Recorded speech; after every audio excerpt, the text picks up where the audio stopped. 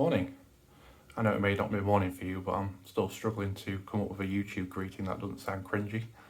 So I'll work on that. Today it's going to be a brake kind of day because somebody on the previous video pointed out my brakes were fitted the wrong way around, as in the wrong side of the axle each.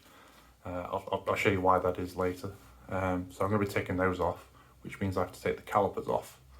And I figure while I've got the calipers off, I may as well replace the seals in there. So I'll show you that. I'll show you what I've got here actually to go in. So I've got a seal kit, which I got from Frentech on eBay. Onto the other side.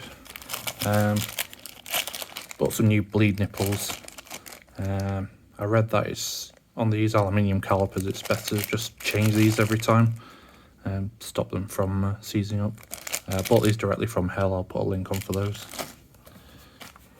Castrol SRF, which I bought from Dan Johns. Oh, it's my cat. Hello, Millie. So yeah, if you need any SRF, give Dan Johns a shout. HEL brake pads, front and rear. So after trying quite a few different brake pads, these have become my preference. I always had trouble with the rear pads, they never lasted very long, and these seem to do the job. So put another set of these in. So these are the RC5 Plus. And for the front, got the HEL RC6, which I've also used before and I'm very happy with their performance, so I've bought them again. Mr. Dan Johns also sells these for his company RSS, Renault Sport Specialists, so I'll put a link to him in the description. And yeah, so first job's taking off the caliper, and then I'll move that into the shed and put the seal kit in, and then we'll reassemble it and bleed through the Castrol React. So I'll see you at the car.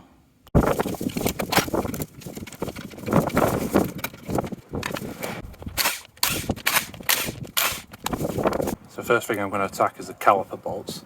They are 12mm hex, which is this. And it's not a very big ratchet, so I'm hoping I'm going to be able to get enough leverage. Let's try it. I'll do the lower one first.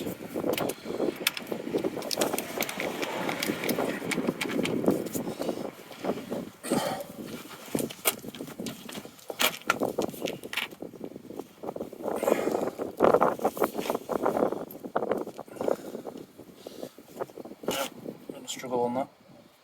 So I don't actually have a decent sized ratchet, so I have to jerry rig this with a socket and an extension bar. So let's try that.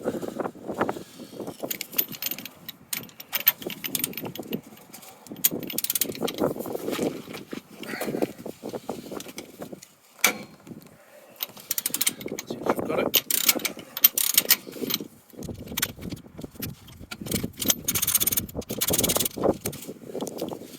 So I'll just leave those loose for now, and I'm going to take the brake line off the back next. You may have seen in my previous video, I use this to block off the brake line, that way I don't have to clamp the line, which I don't think you can do anyway because I've got braided lines on there. So once I've undone this, I'm just going to nip that on.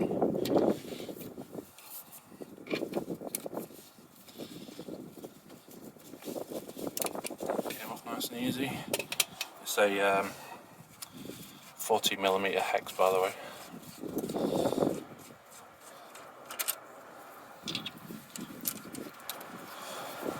Screw that into my nut. Just nip that on.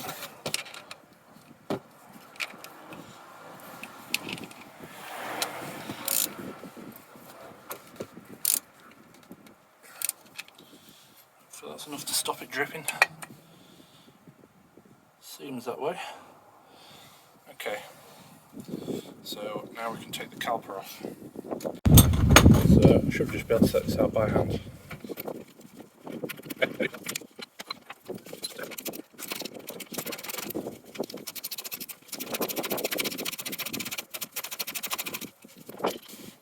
Okay, the caliper should just come off. Yep. I'm going to sort of sit it upright so the fluid doesn't pour out everywhere. I can stay there. And next is the disc.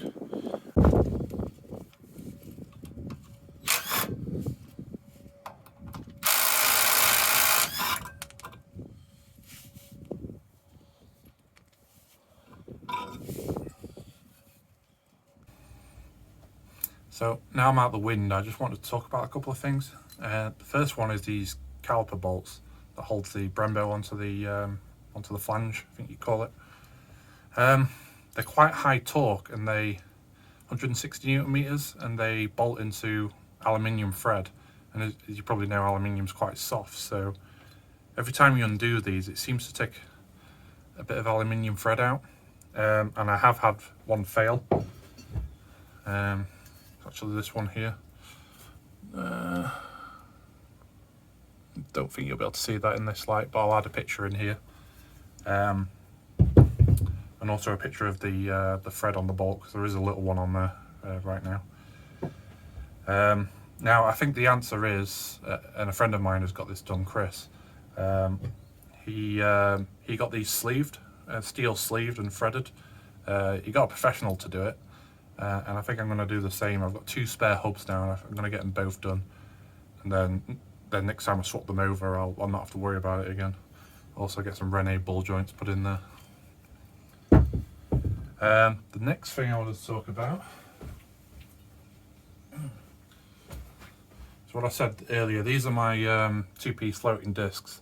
They have a directional vane pattern, which is quite hard to see again in this light. And I installed them the wrong way around, as in there's one for the left wheel and one for the right wheel, and I switched them. The reason is I installed them so the vanes were like moving in the direction of the car, so, and my logic with that is it would pick up air and they would go through the vanes. I was wrong about that, and somebody on my last video mentioned in the comments that they were on wrong. And I looked into it. It's actually the other way around. So as the wheel's spinning, I think it's called centrifugal force. So basically any air goes from the inside to the outside. So what you actually want is, as it's spinning, so say it's spinning this way, you want the air to be coming out that way on the directional vents. So I've just got to swap those around and then it'll be right. Fortunately, I only did one track day and I didn't particularly get the brakes too hot on it, so I don't think it's done any damage. I would have noticed in the wear of the pads if it was bad.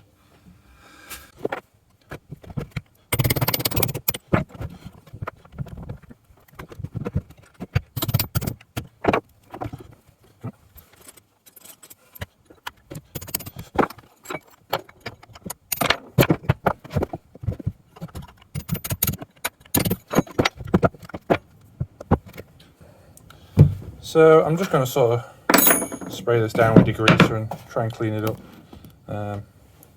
I'll speed this bit up because it's a bit boring.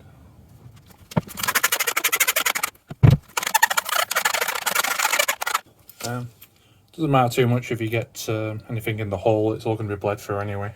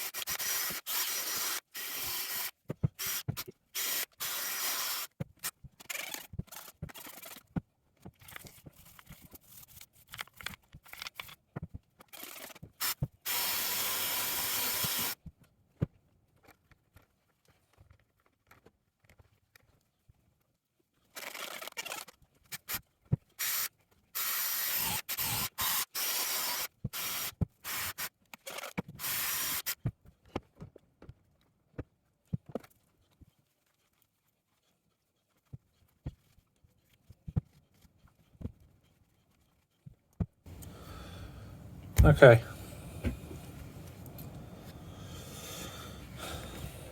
So I sort of made that up as I went along. They're not perfect, there's still grime in there, but I seem to remember struggling to get that off last time I did these.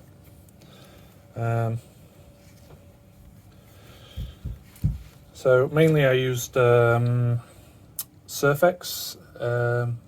Who makes that? Name escapes me, but yeah, surfex degreaser mixed with water in this spray bottle here. And I've got these brushes for my drill. I got them off Amazon. I put a link to them in the description. They're quite good for cleaning tough spots off without sort of damaging paint. Yeah, don't look too bad. As I was saying in the beginning, it doesn't matter too much if you get water in here because you're going to bleed it all out anyway. Alright, so I'm going to move on to getting the pistons out. So the way I tend to do this is you can buy these cheap tyre stems off eBay, just what goes in a normal tyre. And you can put a pump on there and then just press it into there and it will push the pistons out. The problem is if one piston pops out, then the other ones will stop moving because all the pressure will just go through that one piston.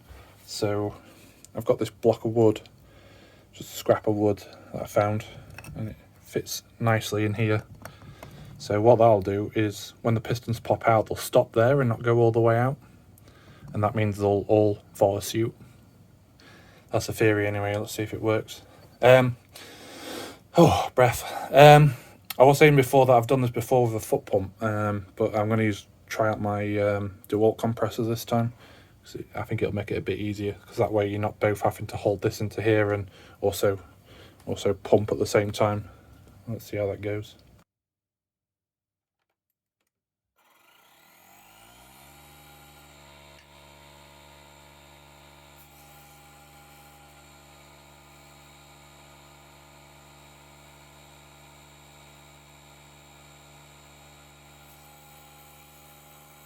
So that didn't quite go to plan.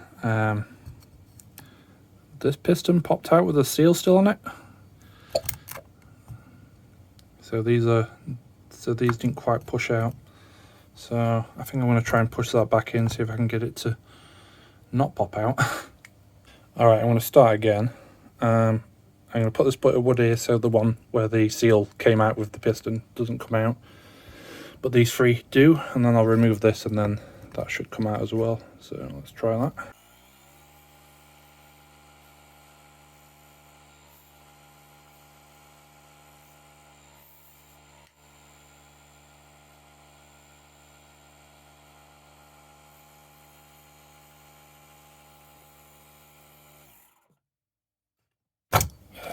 Yeah, the same's happened again, which is a bit weird.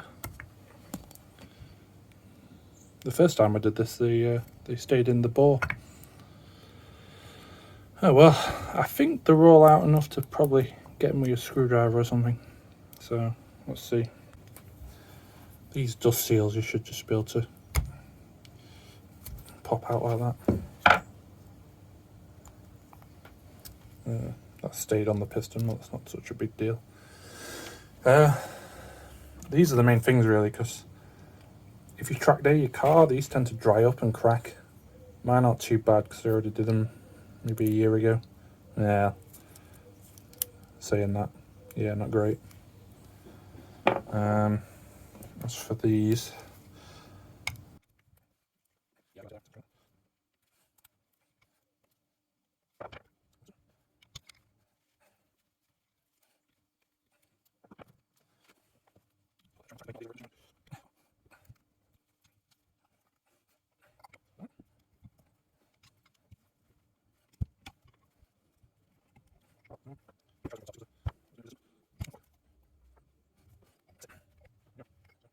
there's your empty bores.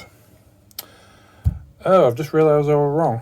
The seals are actually still in there. Yeah, not bad to see.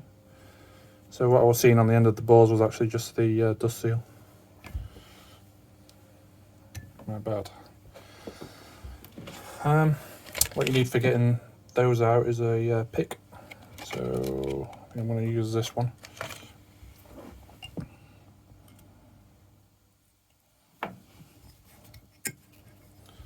you go.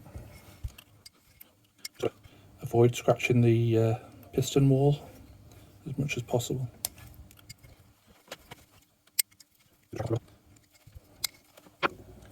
That's all them out. Inside of here doesn't look too bad, so I don't think I'm going to wash it out. Oh, there is some debris in there. I'll probably go in there with a cloth and just make sure there's no debris before I fit the seals on.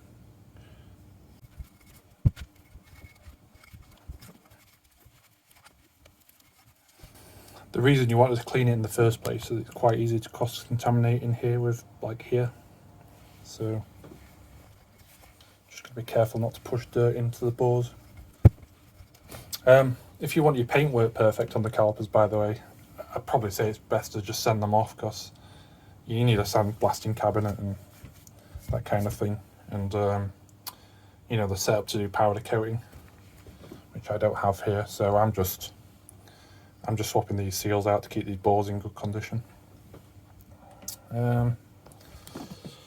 Just a word on these pistons.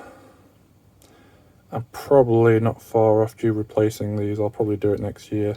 But the actual,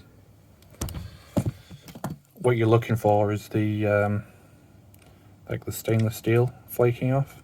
So like you can see on here, it's all pitted. But so long as it's okay on the bore, it's just like this. So, you know, there's rub marks on there, but it's not actually broken through the coating. So I'll probably change them next year. The difference is about 20 quid for a seal kit versus I think 80-90 quid for pistons as well. So I'll just go through these and check them, see if any are particularly bad. If there's anything that concerns me, I'll get on the internet and order a full kit. That looks okay as well. All the surfaces there. That's just yeah, it'll be fine. That'll be past the seal anyway.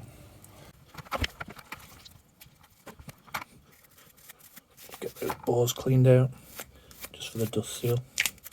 I'll not record doing all of these, but yeah, just get them as clean as you can and any dirt off, just so it doesn't end up in the bores when you reassemble. So I've wiped down all my pistons. I've wiped down the bores. To finish it off, I'm just going to give it a spray of brake clean, just to displace any water in there.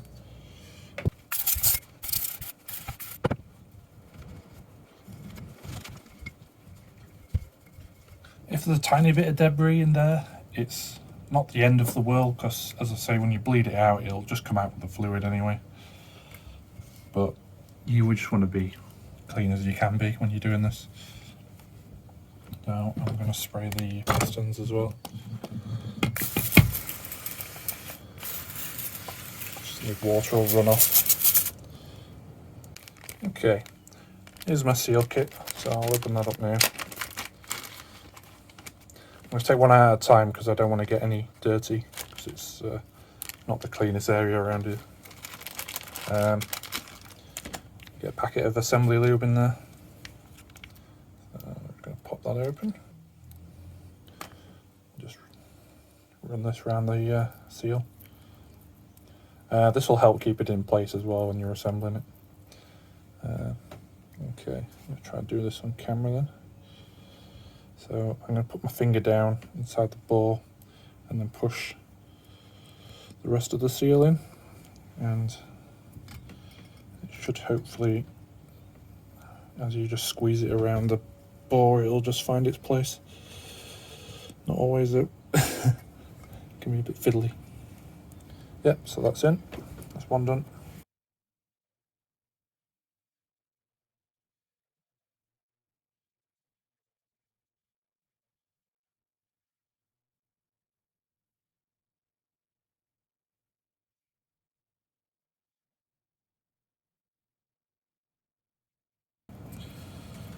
I'll mention as well, on some brake calipers, it matters which way around you put this seal in. On these it doesn't, they're just square cut. Just go in with a cloth.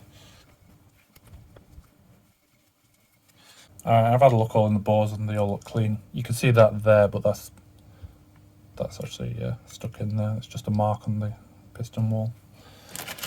The next thing is dust seals. So these sit on the piston and then you push it in with the piston. I put a bit of assembly lube on these as well. Just makes it go home a bit easier.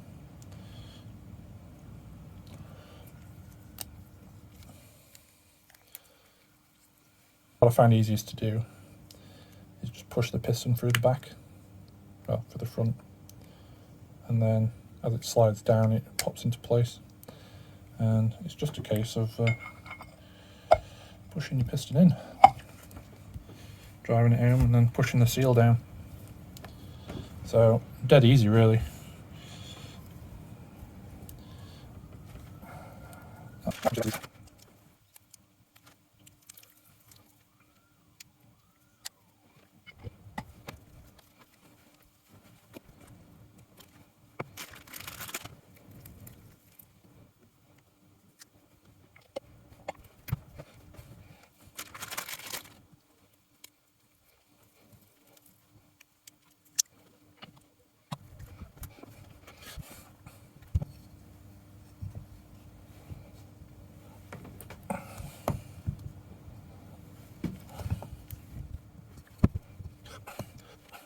Just using that to sort of push them into home, which worked quite well. Okay, so that's how you rebuild your seals. Well, rebuild your caliper and put new seals in, I should say. It's actually dead easy on Brembos like this. The only challenging bit is to get all the pistons out without some getting hung up and making it hard to remove them. But as I say, with that chock of wood in the middle, it makes it a lot easier. The only thing I've got left to do on the caliper is, as I say, I bought these new HEL Bleed Nipples, so I'm going to put them in. Okay, got my 11mm flare wrench. I'm going to pop my, let's zoom that in a bit. Pop the dust covers off, and they get really tight over time, these. Again, you've got the age-old issue is you're screwing into aluminium and it's two different metal types, so they get corroded in really easily.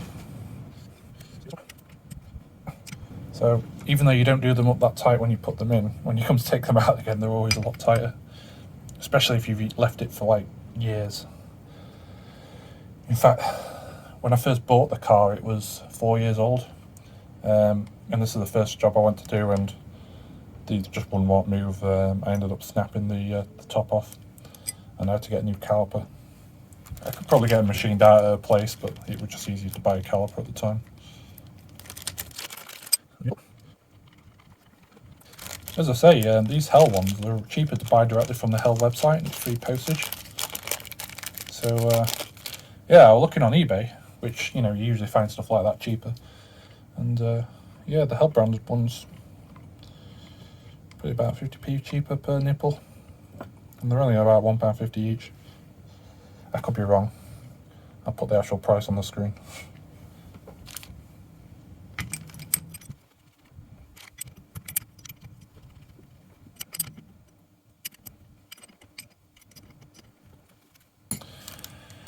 Okay, something I've noticed on these new ones is they're now 10mm, not 11mm, which is a little bit annoying.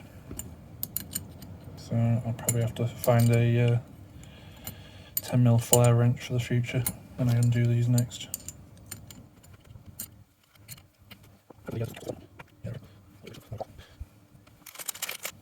Alright, that caliper's now done, so I'm going to go back to the car. Just going to sit the caliper here for now.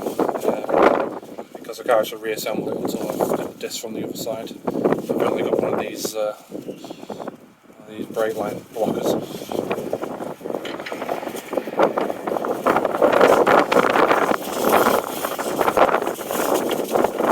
Just sit up there.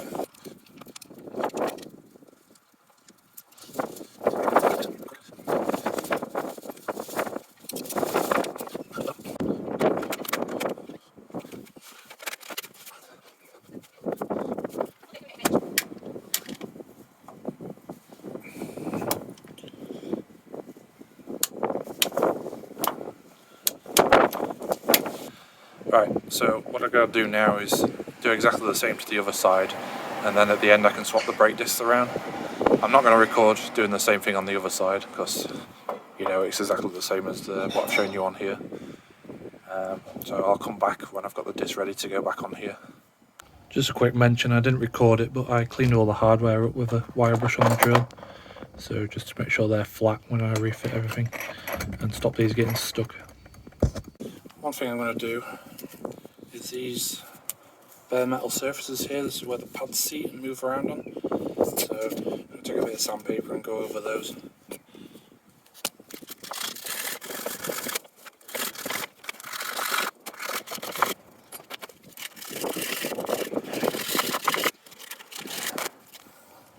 So they're nice and smooth now. Line up the holes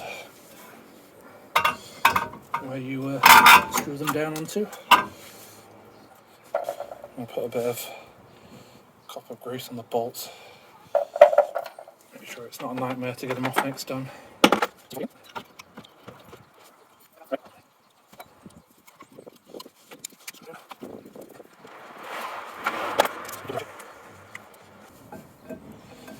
Oh. Better not forget the spacers.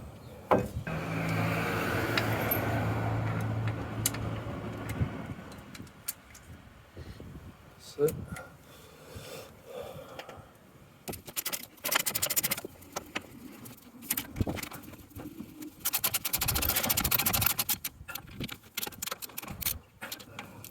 Now, it's 160 Newton meters on the torque wrench, but I put some grease on the threads, so I might just do 100 and see how I get on with that. Next is the RC6 brake pads, as supplied by Mr. Dan Jones. Again, I'll link him in the description.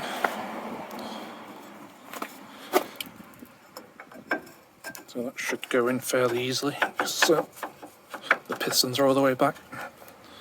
Yep.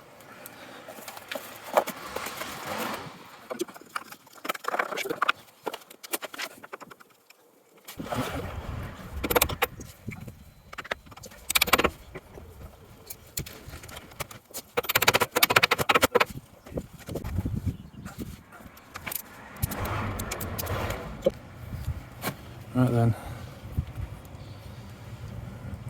I am finished. So it's raining and I'm going to be running out of light, so I'm just going to concentrate on getting the bleeding done and not really record anymore. If you want to see the bleed procedure, I did it on my previous video, fitting HEL brake lines. So just move over to there if you don't know how to bleed. Thank you for watching.